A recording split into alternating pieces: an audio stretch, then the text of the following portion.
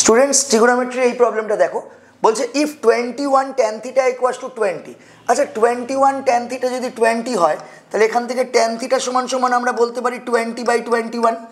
tan মানে আমরা জানি লম্ব বাই ভূমি, পারপেন্ডিকুলার বাই বেস।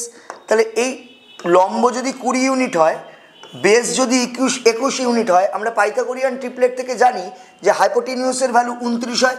এবার যদি কেউ না করতে পারো, সে 20 স্কোয়ার প্লাস 21 স্কোয়ার যোগ করে তার আন্ডার রুট করবে, সেই 29ই আসবে। তো এইটা আমরা পেয়ে গেলাম। এরপরে আমরা কি করব? এরপরে জাস্ট আমরা কি দেখতে পাচ্ছি, 1 plus sine theta plus cos theta. 1 sine থিটার ভ্যালু কি? সাইন থিটার ভ্যালু পারপেন্ডিকুলার বাই হাইপোটেনিউস, মানে 20/29। কস থিটার ভ্যালু কি? 21/29। এটাকে আলাদা করে না করে আমরা একসাথে করে দিই। 20/29 আর 21/29 যোগ করলে ডাইরেক্ট 41/29 পেয়ে গেলাম। বাই রেশিও আছে, বাই করে দিলাম 1। এবার minus sine theta plus cos theta.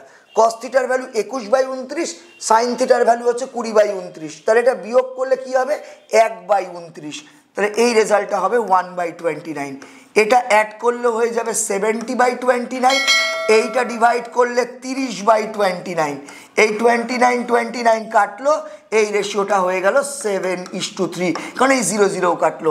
So our answer is 7:3।